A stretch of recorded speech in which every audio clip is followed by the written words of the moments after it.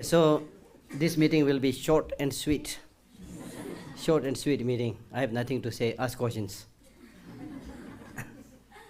Like today, for example, His Holiness said, you remember, he gave you this generation of bodhicitta, where he spoke about the aspirational bodhicitta and engaging bodhicitta. Aspirational bodhicitta means the wish to become Buddha for the benefit of all sentient beings. This is very important. But that is just an aspiration. It's like your wish to go to Meghalorganj but never going. ठीक है ना? Meghalorganj जाऊँगा, मोमो खाऊँगा, नहीं जाने से कहाँ मिलेगा? है ना? जाना चाहिए ना? तो aspirational bodhicitta is important, but what is even more important is engaging bodhicitta. Engaging means you practice the 6 or 10 perfections. Right? And His Holiness very clearly mentioned today that today I found this precious human life. Right? I am born in the lineage of the Buddha.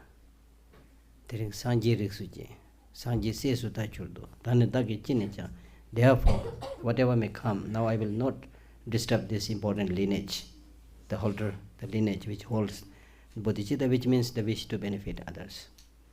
So that is your heart practice. For the rest of your life, think about benefiting others as much as possible. On and off you will fail, that is natural. But that should be your national highway. ठीक है ना? National highway चलते चलते थक गया तो इधर जाके रेस्टोरेंट में थोड़ा खाना खाओ, कोई बात नहीं, that is okay. But don't lose the national highway. The other things, your job, your many other things, they are like the sideway business. National highway is benefiting others, because there is nobody who is not suffering, nobody who is having no problem. So therefore Nagarjuna says, that means if you really want to get yourself established, many of us are not established, right? Nagarjuna says, if you really want to get established, if you want to get established, then make effort in helping others. Look at this. Meaning that if you don't come up with an action which really establish yourself firmly in the ground, then the practitioner will not achieve much. So the heart of tantric teaching, Buddhist teaching, sutric teaching, Hinayana, Mahayana, whatever, it's basically benefiting others. Right? Because the important thing is, the more you think about others, the more you will be open and happy. The more you try to be extra clever and think just about yourself, उसने नहीं देखा, उसने उसको पता नहीं, ये भी कर लेगा, वो भी कर लेगा करके. If you start doing things, right, you are fooling yourself. Because it is now scientifically found that people who develop this narrow-minded attitude and thinks just about oneself, they are prone to all kinds of illnesses, including heart attack. Why this is so? In Chandrakirti's Madhyamika Avtara, right in the beginning, there is a stanza which says, Thango ngashe dala shenjur ching dagin di shengula chajeba sujun chenda rawa me by ndola nying jechur gatela. He pays homage to the one that has compassion by saying that these sentient beings are suffering because first of all they will develop this grasping to me, tangbo nga, I. Then they develop this grasping mine, tangbo nga, then nga shi ngai, my car, my family, my dala shenjur. Sujun Chenda, then because of this grasping to me and mine, they keep revolving in the samsara just like the rings of a bucket in the well. Rings of bucket, जो पानी खींचता है ना कुएं से, वो देखा है ना अपने bucket, उसको देखो ठीक से. या तो ये bucket जो है या तो टेढ़ा होगा या तो मुर्रा होगा है ना, क्योंकि when they come up, they just move here and there and hit against the wall. So sentient beings are like this rings of bucket in the well. Some are suffering from suffering of suffering, some suffering change, some pervasive suffering, things like that. So when you see this, naturally you develop this love and compassion to others. So that's the heart. And then the obstruction to that negative self-cherishing, obstruction to the cultivation of the bodhicitta, the mind that cherishes others, is the self-cherishing attitude. Self-cherishing attitude does not mean that you should not think about yourself, but it means thinking just about oneself and completely ignoring others. ये है ना आजकल दुनिया में, in the world there's so much, just me, You may come up with very nice words and statement, but at the core you're thinking, मुझे मिलना चाहिए बस, बाकी को गोली मारो, है ना, मुझे ही मिलना चाहिए बस, वो नहीं होना चाहिए. Even in a situation when there is a competition, His Holiness says the competition should be positive competition. इसको भी आगे जाना है, मैं भी आगे जाना है, मैं खूब दौड़ूंगा, आगे पहुंच गया तो पहुंचा, नहीं पहुंचा तो नहीं पहुंचा, वो पहुंच गया तो कोई बात नहीं, उसको भी मैं ताली मारूंगा. ऐसा नहीं कि मैं ही पहुंचना है, इसको धक्का देकर नीचे गिरा दो. Not like that. So you have every right to work hard, to compete in a positive sense, but not by harming others. ठीक है ना? So therefore this thinking just about oneself all the time is not solution, because when you just think about yourself, your inner door gets closed. Then you feel that loneliness. In the beginning you try to be very clever, saying that I, me, mine, only I, me and mine. Baki ko goli maro. But then in the end you find, as a natural result, that you feel lonely. फिर आपको पता नहीं कि क्या करूं, हाय मुझे क्या करूं. ठीक है ना? So you open up, see others just like yourself, wanting happiness, not wanting suffering. People from any country, any place, any nationality, men, women, basically, even insects, same, wanting happiness, not wanting suffering. Sambukang me deve che du juk, dogma me deve che du juk, dono jikde yongzo phang and chigli chingjo deve che du juk. That means if you look at the earthworm, the legless earthworm moves. Rengra hai na wo, legless earthworm moves. Kyun? Moves in search of peace. The eyeless ant moves in search of peace. In short, the whole world is running in search of peace. And today, of course, it's very clear, everybody is running. With aeroplanes, with cars, with trains, whatever, everybody is running. Running for what? Everybody has a one answer for this, for that, for this, for class, things like that. But at the end, you are supposed to be doing this for happiness. So even when you just turn your sides, for happiness. ऐसे करके सोया, फिर नहीं सो रहा है, नींद नहीं आ रहा है, फिर ऐसे करके सोना, है ना? करवटें बदलते जाना बोलता है ना वो. एक गाना भी है ना इसमें. हाँ, मुझे गाना गाने का मन कर रहा है. So my point is, even changing side is for peace and for happiness, right? And then deep down, if you look carefully at the superficial glance, everybody looks nice, But if you really closely watch each and everyone, everybody has one or the other problem. And this point became very clear to me once I was visiting the 4 Scandinavian countries many years back. I was requested by the medical institute. I was then studying in the Institute of Buddhist Dialectics, so they requested me to accompany a Tibetan physician who was visiting the 4 Scandinavian countries for 1 month. So they asked me to translate. So I studied a little bit of Tibetan medicine, Thora Kuchara Tamara. Here, Buddhism I know a little bit, so I thought it's okay. So I went there as a translator and also as a dispenser of medicine, compounder. I was helping the doctor. So what becomes so clear to me is when the patients come to see the doctor from those Scandinavian countries, when they come in, they all look good. Gentlemen, gentlewomen, nicely dressed, and shoes also making noise, tuck, tuck, tuck. And then nice handbag or something, really looking nice.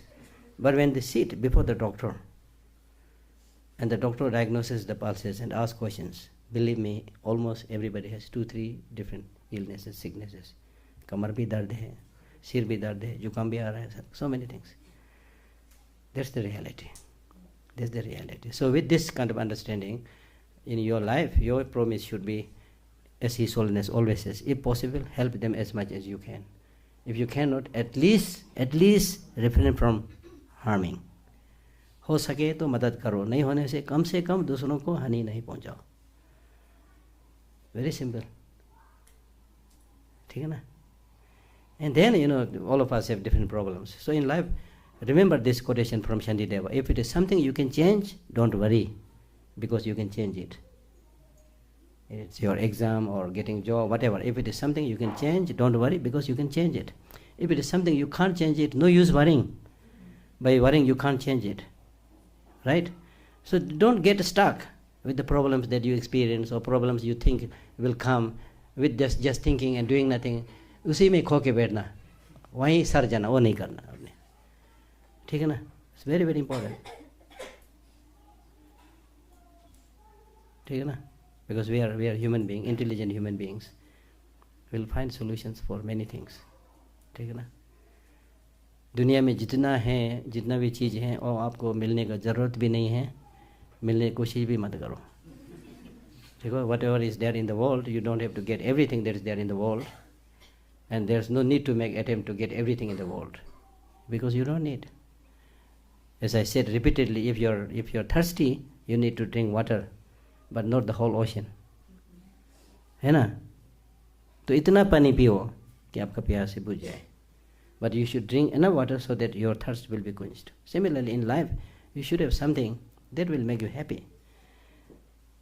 Today, in the modern world, the problem is, in the name of things like multitasking, this, that, everybody is doing something. Nobody knows what they are doing. And also, the truth is, if you do one thing properly, that will energize you, and you will be able to do many things properly. If you don't do one thing properly, you will never get that stamina and energy. So in your life, don't start too many projects, too many activities. ये भी अच्छा है बोल करके वो मत करो. When you start something, then make sure, think properly and start that, and then make sure you complete it. ठीक है ना? That's very important, based on my own experience. Because in the modern world, people give you the temptation of money and saying, can you do this project? And you'll get this much dollar or this much pound. But there is a deadline. So I tell people, no, I don't want to go with this deadline, because before I meet the deadline, I will be dead. So the thing that I'm really saying is, don't go after temptations. See carefully how important it is, whether you can do it or not. Even if it is important, you can do it or not. If you can't do it, then you must learn to say no politely. अगर किसी ने बोला कि आज हमने night club dance में जाना है, तो मेरे दोस्त ने, my friend invited me to go to the night club, therefore I must go. This is stupid. Yes, it's friend, but there is a way to say no politely. वो करना चाहिए. नहीं तो हम लोग क्या ज़्यादातर what we do, we don't think, we go where everybody is going. ऐसे चल रहा है, ज़ुम्बी की तरह ना चल रहा है, ठीक है ना? वो नहीं होना चाहिए. आप ये मुझे करना चाहिए, नहीं करना चाहिए, खाना चाहिए, नहीं खाना चाहिए. सिर बहुत बड़ा सिर लेके बैठा है ना, उसको इस्तेमाल करके. It's really important, right? So therefore, the main teaching that you received from this Heart Sutra by His Holiness is primarily two things: development of bodhicitta and wisdom understanding shunyata. Now some questions? In the morning, His Holiness was talking about that we all are, but have the Buddha nature in us. Yeah. What about animals, plants? Can they also get enlightened? Or they have first to become a human being to get enlightened? Yes, they have the potential to become the Buddha, but of course they have to become human beings, because they need to, activate that Buddha nature. For activating that Buddha nature, you have at least a more developed state of consciousness. Yeah. Geshe, one more last question. My question is how to build unconditional love to the mother when a child who departs from their mothers at small of age. So personally, Tibetan children who left their parents at the age of 6. So Tibetan student, or in the world, there are so many children who left or depart their parents when they are very small. So how to build such unconditional love to their mother? All sentient beings are your mother. So even if you don't have your mother right now, others can be considered as your mother and develop love towards them also. Yeah. And if you don't have mother, you have father. Develop that unconditional love to your father and so forth. Yeah. Okay? Yeah.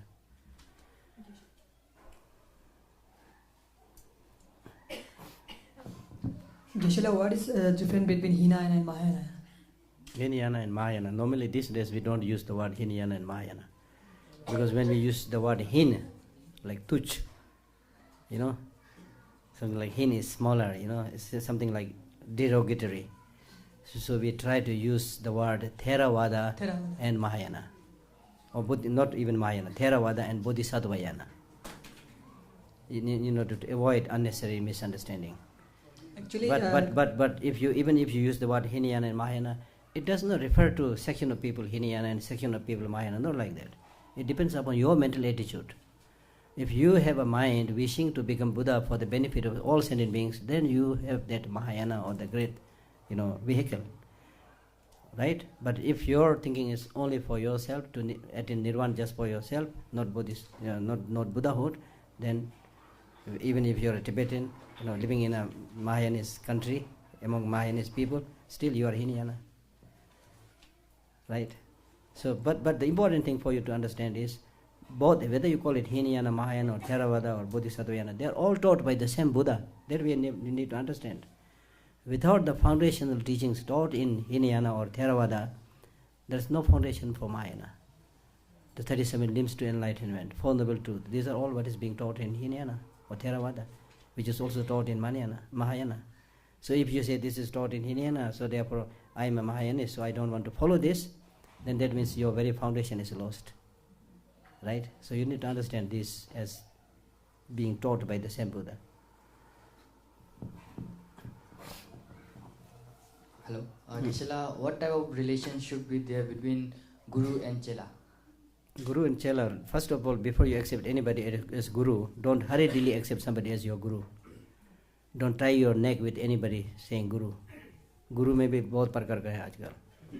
Okay, they are business Guru है ना? Marketeers हैं गुरु, दिन रो पीटने वाले हम जैसे हैं गुरु, बहुत खतरनाक गुरु हैं, ठीक है ना? So but what you need to understand is making relationship with authentic Guru. And what is authentic Guru? Authentic Guru, if you look at this Sanskrit word Guru, Gu means ignorance, Ru means remover. So the real Guru is somebody who helps you remove your ignorance. That's a Guru, ठीक है ना? That is a Guru. And also with the word Lama, which is equivalent to Guru, Lama means somebody superior. So the real genuine Lama is somebody who cares more about others than oneself, who cares more about future lives than this life. That's the true mark and characteristic of a great teacher. So what is important is the teacher at least should have more knowledge than you, otherwise he cannot teach, right? And then another very important factor is that teacher should be compassionate. Right? So these 2-3 factors must be there. So right in the beginning you don't have to, you can just go and receive teachings from different teachers. You don't have to say this is my teacher. है ना, हम लोग तो है ना ये मेरा है बोलने में बहुत ये है ना उत्सुकता है ना, वो नहीं जल्दी से, जैसे कि कुत्ते को मांस का छोटा सा टुकड़ा मिल गया ऐसे मत करो, ठीक है ना? Don't jump towards the teacher, right? So take time, and gradually if you find that teacher is reliable, then you can mentally accept that person as your teacher. Okay, so otherwise don't make a bondage like that.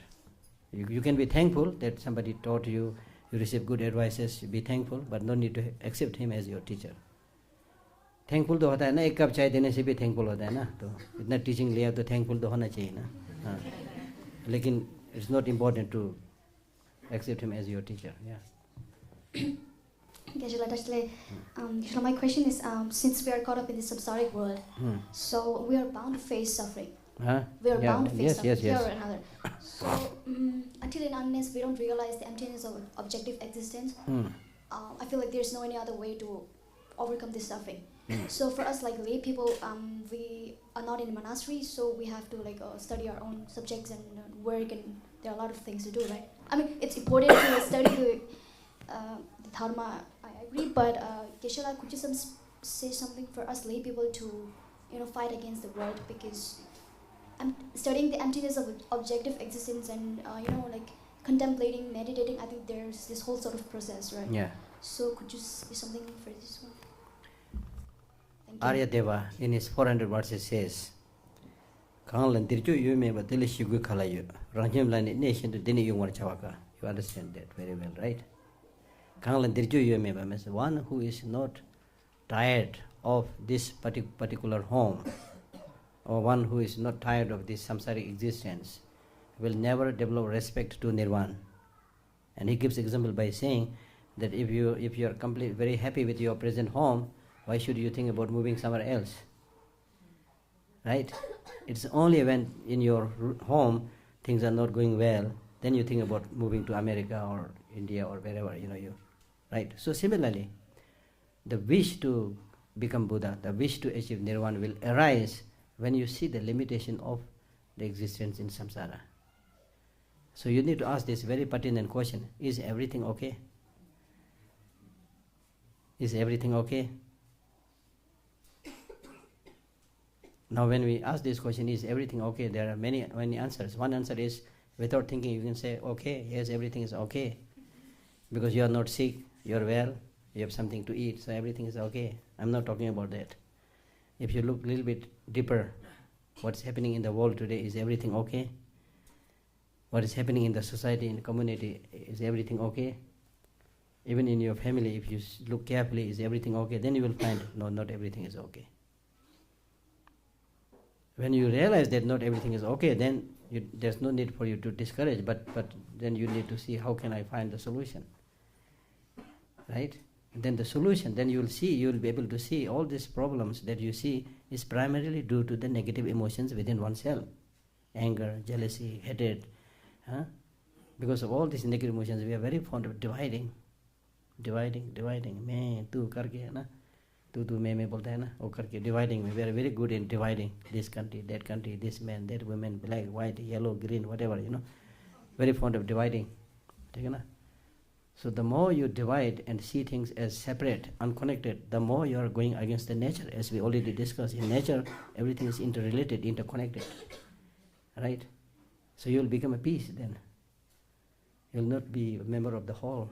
You will become a small piece which will not be able to survive. Just like a small part of a big machine getting separated, then it's of no use. It may be a very expensive nail, but it gets separated from the wheel, it's not much use. Something like that. So therefore you need to see the most important thing is, in the cycle of existence, things are not well because of the negative emotions. So even while you are in the samsara, if you reduce, it's not easy to completely eliminate, but if you reduce the intensity of the negative emotions, you will be much happier. And that happiness can come even today. Even today, like that, you may be a little bit upset or tired, whatever. Then you change your way of thinking, things will be better, right? So don't think that you cannot be happy until you become Buddha or achieve nirvana. Not like that. You can be happy. Yeah. Geshe, how law of karma arises from emptiness, analytically? Because, as I said, because of emptiness, things are interdependent. As I said the other day, you may or may not remember, emptiness means empty of independent existence. There is no independent existence. Things exist. Therefore, things have dependent existence. Dependent means depending upon each other, cause-effect relationship. From there comes karma, right? Because of this lack of independent existence, there is dependent existence. So by depending upon each other, you can create that cycle of action or karma. Positive karma, negative karma comes from causes and conditions through dependence, right? Geshe, to whom we can say a good Buddhist, because there are many people who are born as a Buddhist, but then they do nasty things, even the religious institution also. Yeah. Good Buddhist is somebody who tries his or her best to follow the teaching of the Buddha. Not you are right, not because you are born, no. So that's why we say, if somebody asks you, are you a Buddhist? Then you say, yes, I'm Buddhist. Why are you a Buddhist? Because I'm born in a Buddhist country. No, that's the wrong answer. Right? You are a Buddhist if you sincerely take refuge in Buddha, Dharma and Sangha. Right? In order to take refuge to Buddha, Dharma and Sangha, you need to, it's important for you to know the qualities of Buddha, Dharma and Sangha. Why you take refuge in them? What is the problem with you to take refuge in them? Once you have this understanding, you will be naturally a better practitioner, a better person, right? Nobody can be perfect on the very first day, but therefore I said that the Buddhist is somebody who takes refuge in Buddha, Dharma and Sangha and tries his best to practice the teaching of the Buddha. Good Buddhist. Yeah, good Buddhist doesn't mean he or she should be perfect, no. Geshe, I have a question that as a genuine compassion, towards every sentient being. So somehow, if if you want to help anyone or anyone who is suffering or any sentient being, somehow you need to be more brave than more compassionate, I think, because at being in compassionate, you can't be brave, you know. So how do you? You can't be brave. I think Geshe okay. Maybe because with compassion, for me, I think I have been more emotional, so not able to know the. So what do that is misunderstanding of compassion. So okay, sir. The Hindi word for compassion is karuna, which literally translated is something like stopping bliss. That means when you develop this compassion for others, wishing that they be free from suffering, you develop some kind of uneasiness. That's why it's called stopping the bliss. But that uneasiness comes only on the surface level. It's like a big ocean. You know, the big ocean, on the surface there will be some waves, but deep down it is solid. It's unmoving, stable. So similarly, when you develop compassion with the knowledge, with the understanding that others are suffering, then it's reasonable, it's logical. Therefore, on the surface there will be some disturbance because of your compassion for others, but deep down there is courage. It's not like, you know, the ordinary suffering. When you encounter an ordinary suffering, it will shake you completely, because it is not based on any reason or any logic. But when you intentionally develop that compassion and love for others, you might get a little bit disturbed on the surface, but deep down there is courage. Right? So it's important to, therefore I always say non-violence and compassion, these are the actions which can be practiced only by very strong people, not by weak people. Compassion is not a sign of weakness. Compassion is not like feeling of pity that somebody is poor thing, not like that. Compassion, you develop compassion to others with full respect, right? And based on logic and reason, right? So for practice of compassion and non-violence, you really need courage, not for killing. If you kill somebody, shoot somebody, you don't actually need courage. You press the button and the machine will do the job, right? Okay, yeah.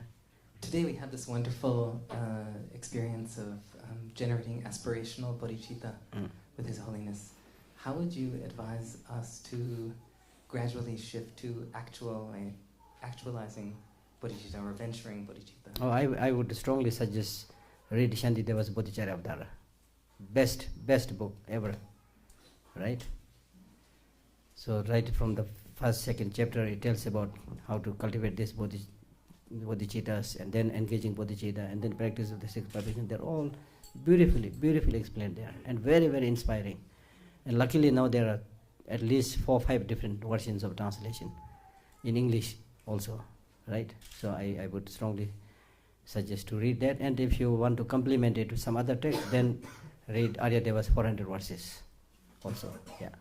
I'm curious about the relationship between renunciation and selfishness. It seems even if you're going into this path to achieve bodhicitta, it can somehow seem selfish to loved ones or society or family members to seek this and attain this. The renunciation means renouncing that self-grasping to oneself, the self-cherishing attitude to oneself. It's not talking about having no love to your relatives and friends. Okay? So that's different. You can, like the bodhisattvas, they have the greatest love and respect to other sentient beings, and they also are the best who would practice renunciation, right? So renunciation is basically in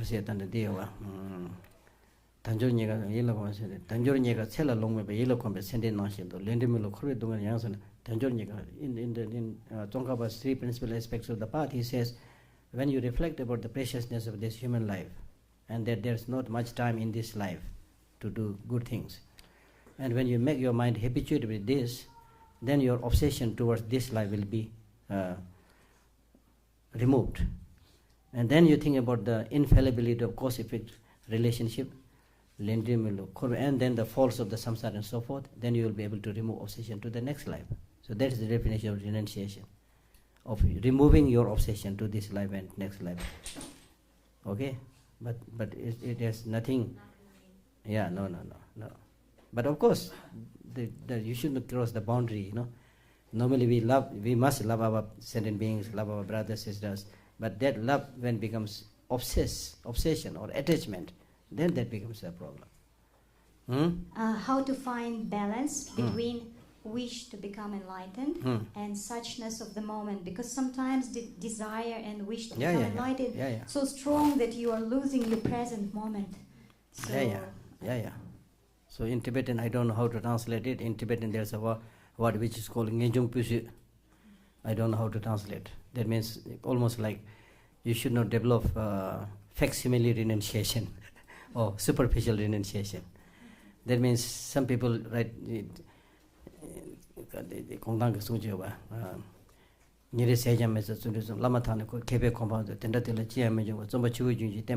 meaning for the first time they hear the teaching, they get so excited, they even forget their food. As soon as they start learning something, they want to become an enlightened person, you know, a highly educated Buddhist teacher or something like that. After 3 days, everything has been forgotten and there's no trace at all. Such person will get nothing. Therefore, you should make effort just like the running stream. The running streams, they never say, it is night, now I will stop. I'll keep on running. So in our case also, keep on running, keep on doing. And the easiest way to explain this is what His Holiness says. His Holiness says 50-50. 50% for this life, 50% for Dharma practice. Or future life, rather future life, So don't think this, you're leading this life and Dharma practice are contradictory, no. Because even for Dharma practice, you need to survive. For that, you need food. So with that motivation, you do the same job, but because of motivation, you're doing the same thing, but now it becomes a Dharma practice, right? Could you suggest me any of His Holiness books that you have read? That I have read. And my second question is like, why the Lord Buddha gave his first teaching only based on sufferings, like Four Noble Truths, and not only happiness and joy and all this. Thank you. His Holiness says, in English there are, I think, over 100 books. So I would strongly urge you to read all those commentaries on Bodhicharya Avtara by His Holiness. Okay? And then the Buddha, the first teaching was on suffering, because suffering is introduction to happiness. Suffering is introduction to happiness. And of course, when he taught the Four Noble Truth, he did not teach only suffering, he also taught happiness. Suffering, its cause, and happiness, its cause. So he taught both. But primarily he taught suffering because, as I said, suffering is the introduction to happiness. It's only when you realize suffering, then you will find a way to go beyond that suffering, to achieve suffering. If you don't have that knowledge of suffering, you will never appreciate happiness. So therefore, this teaching on suffering, impermanence, are really, really important. Especially if you reflect upon impermanence, especially your own death, then there will be quantum leap in your spiritual practice. Without thinking about those things that is related to you, if you think about nirvana, enlightenment, they are very comforting, but that will not affect much in your spiritual practice. Okay? Thank you so much, Geshe Lhakdor. There was a question from Nonola which reminded me. He was asking about the relation between Guru and Chela. Geshe Lhakdor, we were discussing even yesterday during the discussion time in Tushita. Like we are from Ladakh and we have students from Sikkim and Nepal, Assam and Himachal, right? And we have Tibetans, and we were telling our Tibetan friends that we, as an Indian, His Holiness always mentions that Indians are the Gurus and then the Tibetans are the Chelas, but the Chelas are reliable Chelas, right? And we were quite confused because we are from this Himalayan region, and we are culturally Tibetan and politically Indian. So we are either, like we were confused. So you are both Guru and Chela, It could be the case, Geshe Lhakdor, and it could be, either we are both Guru and Chela or we are none.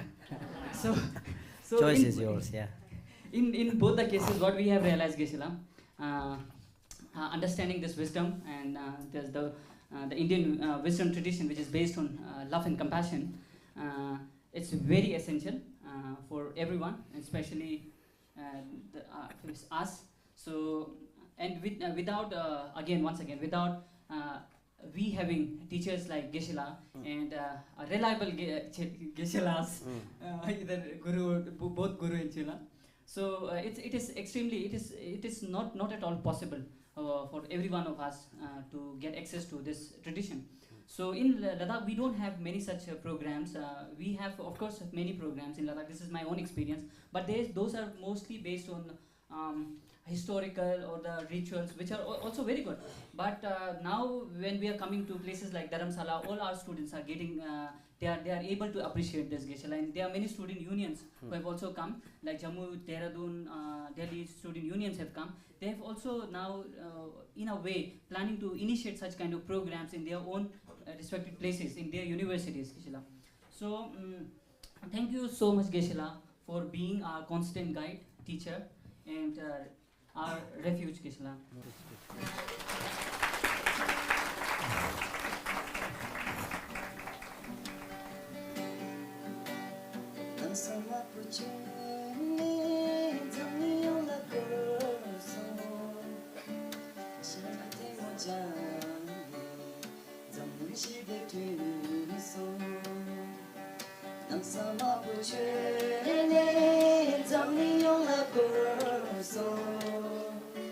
Chani